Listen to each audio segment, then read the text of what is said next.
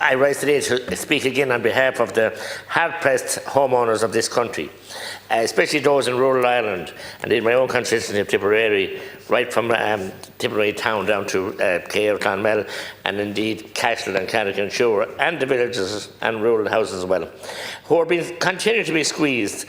This is unjust and unnecessary local property tax. The bill before us proposes to increase charges on the vast majority of households, despite the cost of living crisis. And we also have been told that there's going to be no more cost of living supports, in spite of the fact that food prices and food inflation and everything else is rising continuously, and we don't see any respite from that.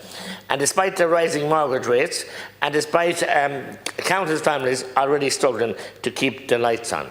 So there's some aspects of the bill I welcome, but I don't welcome the fact that we can give latitude now for our county councillors and to have it go from 15% at the moment up to 25% latitude. What will happen? Management will push for this right up to 25% and more if they get it, because they're being cash-starved by central government and have been since, in actual fact, I campaigned for it and I went around boasting about it in the 1977 general election as a young Buchalog and a member of Fianna Fáil, that the rates were taken away. And since then, the county council have been starved. So it's a bad decision in hindsight, but you learn by your mistakes.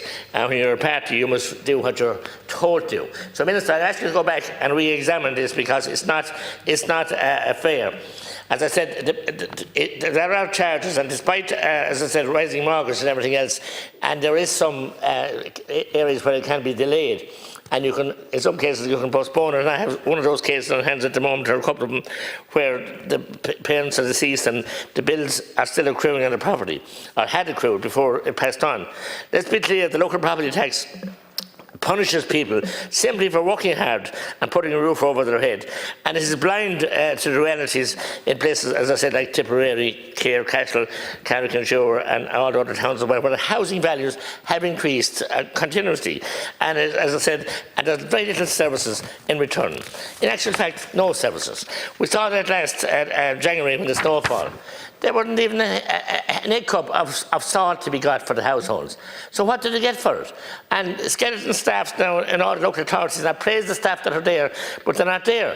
But still, there's no shortage of people in the offices, working inside. But there's skeleton staff on the ground. There was a time when people got those services and they were looked after, and to the best of their ability. So, I mean, they're not getting anything in return.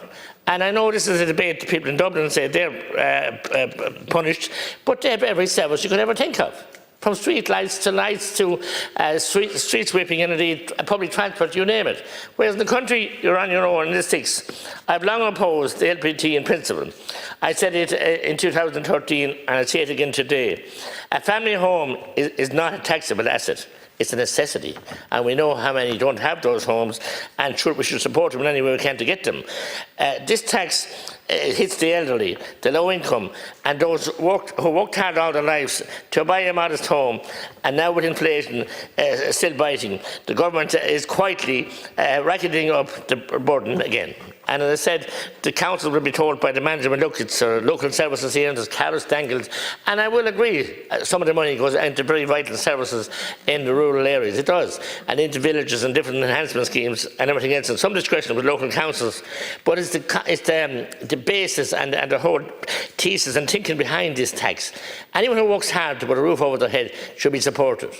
Should be supported. We have a debate tonight, tomorrow night and tonight about the landlords and everything else, and tenants, and some good tenants and some very bad tenants, and there are issues like that. So the people who put their hands in their pockets, put the roof over their head and try and maintain it and keep them maintained, and the upkeep and maintenance. And as we know, with harder winters and everything else, they take a lot of work to keep the houses intact. But I was at a meeting recently with the management in our county, South Tipperary County Council, and shocked to hear that the council must find 15 million before 2030 to refurbish and to bring up their buildings, and some of them are modern buildings, mind, up to this new standards for the carbon and so-called carbon tax. They must then spend 10 or 11 million on a fleet. And I questioned this. I said, Why in the fleet? Oh, they said because, you know, when we've one lorry now, a diesel truck, we'd have to have two to replace the one in case there's after hours and the day's work and whatever it is. Just nonsense.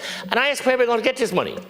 And I got an empty silence. I asked again, well, we're going to get it off of two areas, obviously. We don't get government funding, rates, and indeed property tax. So all the money is going to be in fanciful projects. We have fine buildings in Nina and Clonmel, and Castle we built it and closed it and is abandoned, and tipped down all new offices.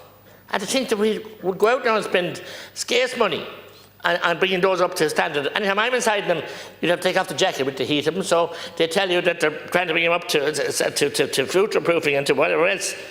And we're going to penalise the ordinary citizens who can't get SEAI grants, who haven't the money to put up ahead, and there's 2-year waiting list, or maybe more than 2-year waiting list. So I'm calling on the Minister and his government to this, because I won't be supporting it and couldn't support it. As I said, I spoke against it in 2013. It'd be hypocritical of me to support it now. And in spite of the fact I welcome that where the MICA issue is, that we might give some consideration, but that is growing exponentially, and we're going to have more areas of that as well. So I think it's ill-judged and ill-timed, and especially coming into such an uncertain time, and the cost of living is so high, to be trying to force people to pay this. And it is, because all those people we're talking about have their own houses. They pay everything, and they never shirk the responsibilities. Pay their mortgage, pay the repairmen and pay the maintenance men, and pay for everything, paint their house, you name it. They don't get any supports. But this is an unjust and unfair tax, and it should be shelved. Thank you. Thank you, Deputy.